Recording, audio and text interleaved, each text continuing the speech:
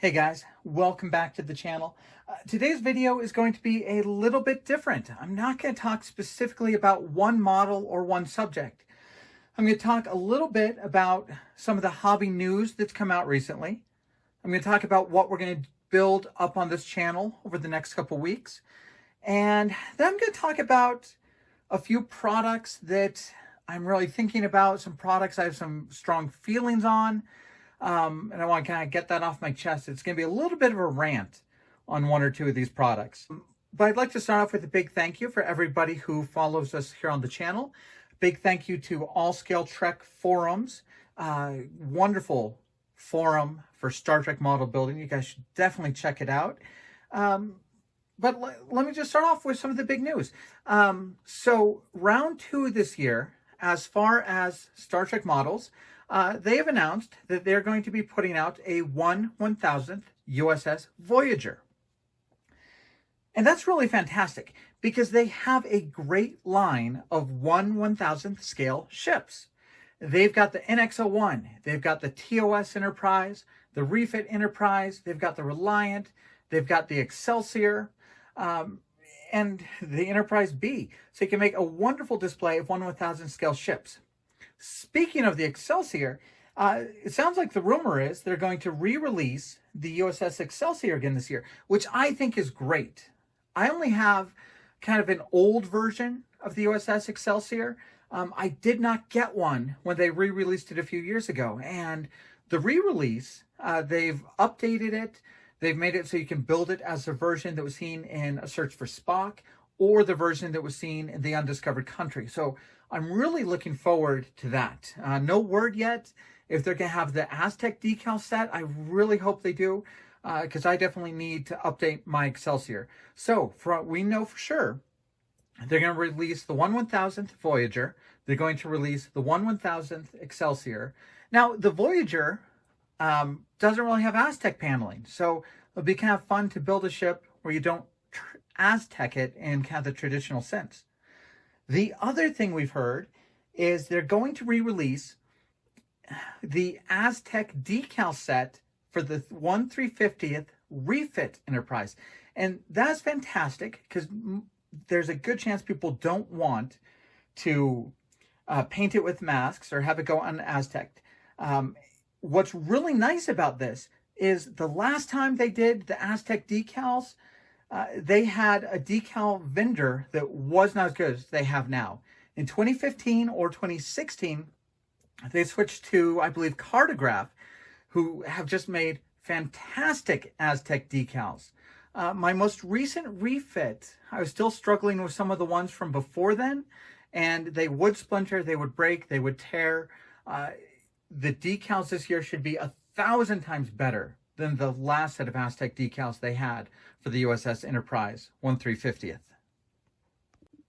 So that's all I know of right now. The Voyager, the Excelsior, the Aztec decal repop, but all that's really kind of exciting.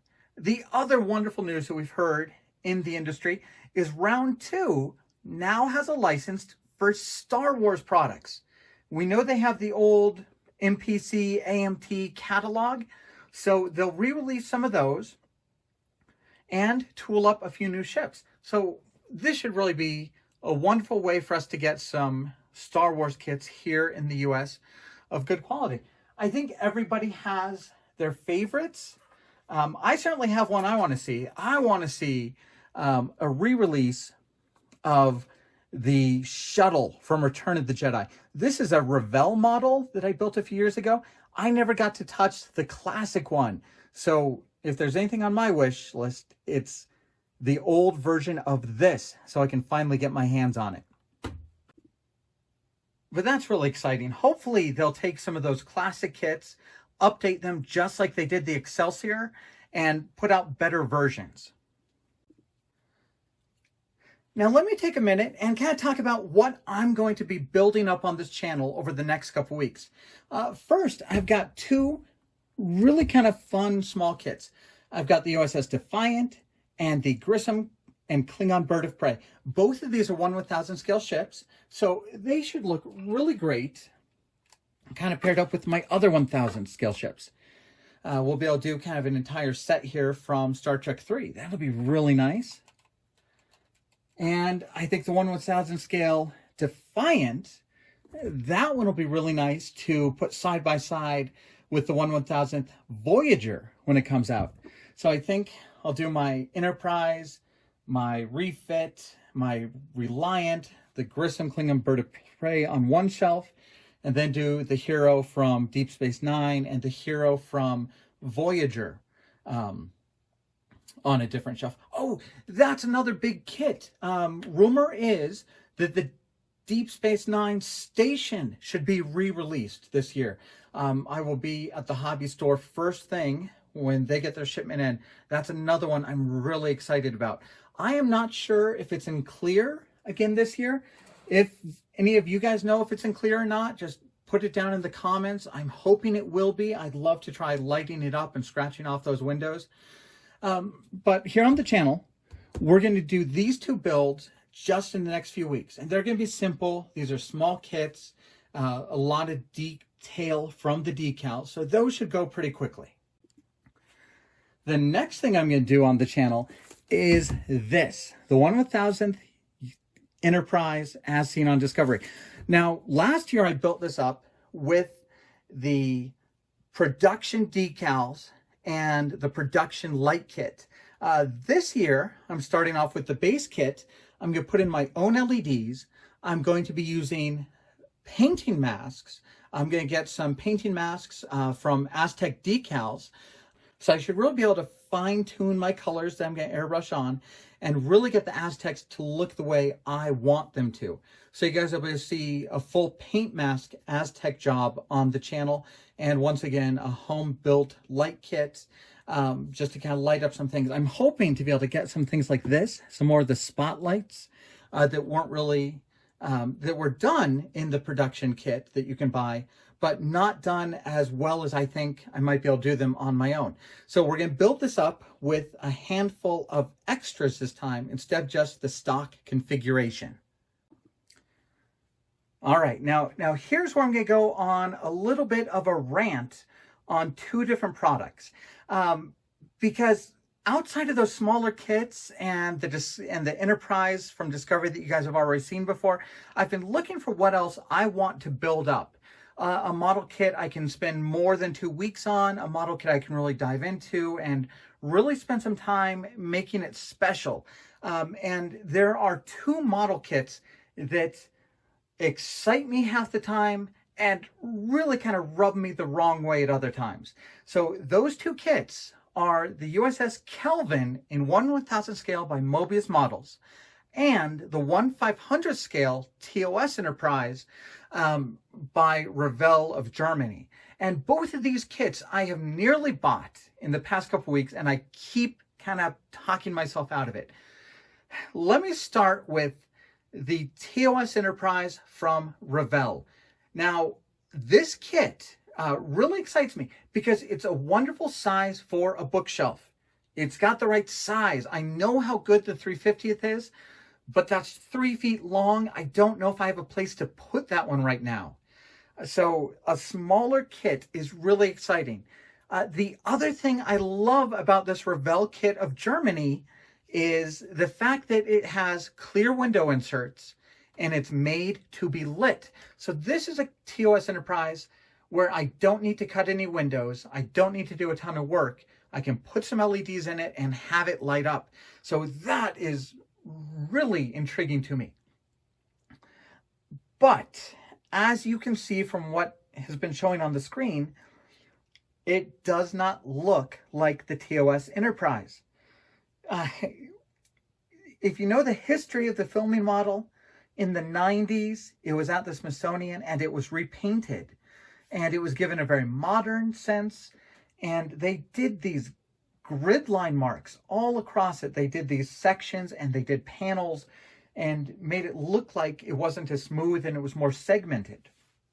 I think that's where Revell of Germany got the idea to do all of these panel lines across the nacelle, across the body of the ship. And they're deep. They're really deep. You just look at it and those things are really carved in. They are so much deeper than like the little panel lines you'll see on their 1/500 scale 2009 Enterprise. Now that's fixable. You know, if you really wanted it smooth, you could putty those lines out and have a good bookshelf size Enterprise. But the next thing you might see is the shape of the lower saucer is just off. And I've been on message boards for people trying to figure out where Revell of Germany came up with this shape. I don't know, maybe it was something in the tooling. If they made it that deep, they could tool the windows easier. Maybe they had trouble with the shallow line.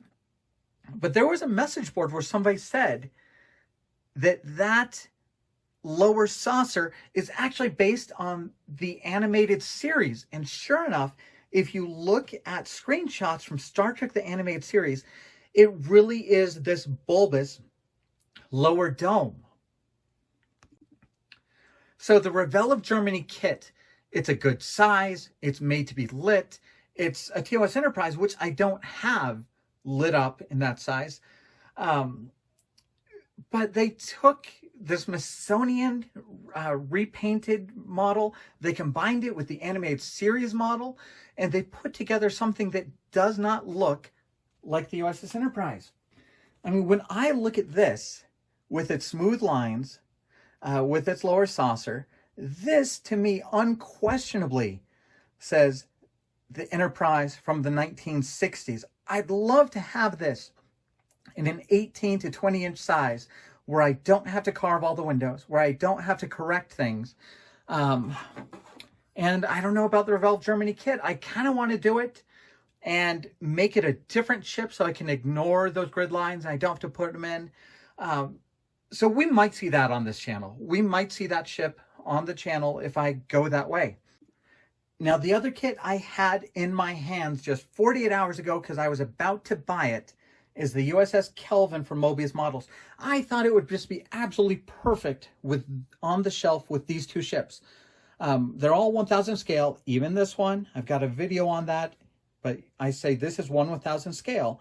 And they're both kind of, all three of them are kind of updated versions of a classic Star Trek ship. The reason I avoided buying the Kelvin for so long is the detail on top of the saucer.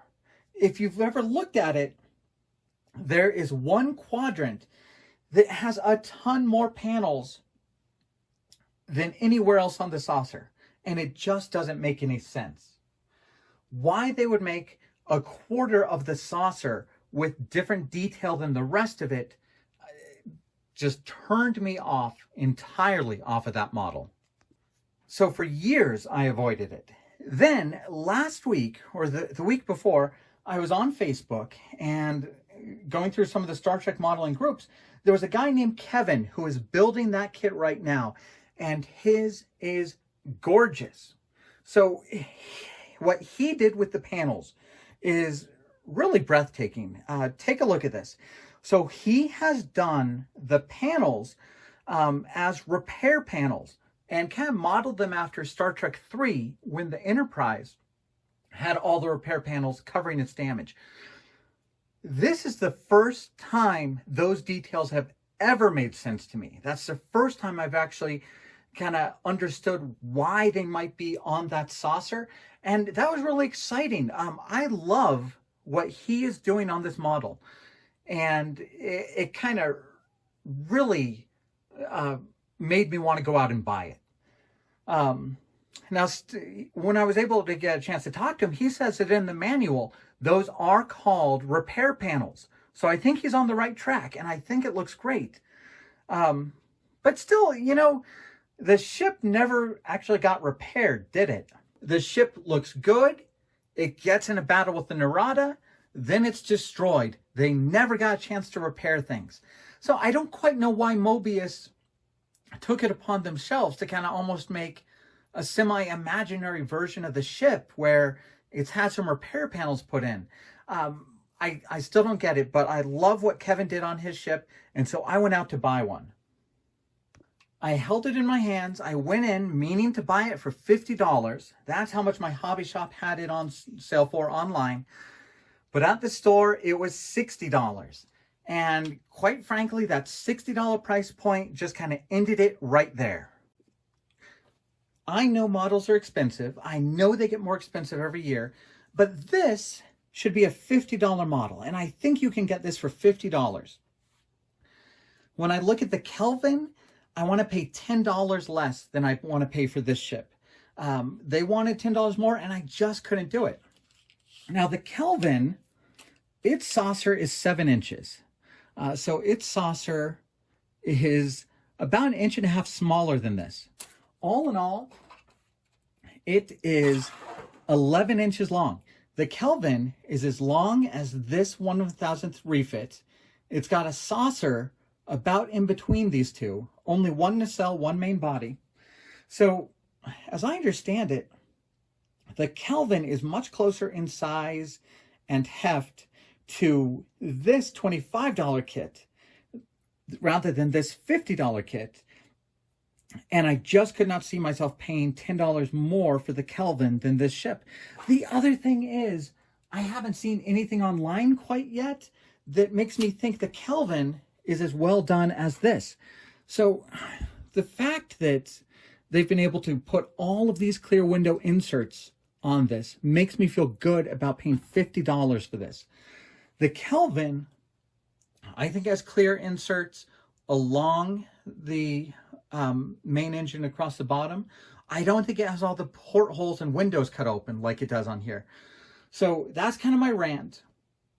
If the Kelvin is $60, I can't see myself buying it. If it's $40 and a little bit less than this one, I can absolutely see myself buying it. And even if it's $50, I had made peace with $50. Just because I really think that would look like a great display. So really both the Revell TOS, the Kelvin by Moebius, I'll probably get one of them to build up on the channel. You know, I could light them, I could spend some time on the paint. It wouldn't just be wallpaper Aztec the entire thing. But just both of those kits have kind of some showstoppers that are keeping me from getting them right now. All right, so rant over. No models are perfect. I'm going to buy one of them. I'm going to make it work for the channel. It'll be fun when I get to it. But in the next few weeks, expect to see me build up the Defiant, the Grissom, the Bird of Prey, add those to the collection. And then we'll build quite a few models throughout the year. And since we've talked about Star Wars model kits coming out in the US again without having to be imported, we may take a look at some of those on the channel. If you guys are really interested, I may build up this Millennium Falcon here on the channel as well. I built up the perfect grade 1/72nd scale Millennium Falcon about 2 years ago, and now I just want to build another one. I'm not going to shell out that much money again, but this little kit looks like a great one to satisfy that need. So if you want to see me build up and review and unbox the smaller Millennium Falcon by Bandai, let me know in the comments below. Also, down below, tell me what you think about the Kelvin by Moebius and the TOS from Revell. Anything you can do to help me kind of sway me either way on those two kits would be a fantastic help. If there's either of those kits you guys want to see on the channel, make sure to put it down below. I definitely appreciate any feedback you guys have on those kits. All right, so that's all I have right now. So I promise the next time I put a video up, it will be a build-up of an actual model. It'll have some actual modeling in it. But in the meantime, thank you guys all for following the channel. Thanks for following the videos. Thank you for visiting allscaletrek.com. Wonderful forums there. And we'll see you guys soon.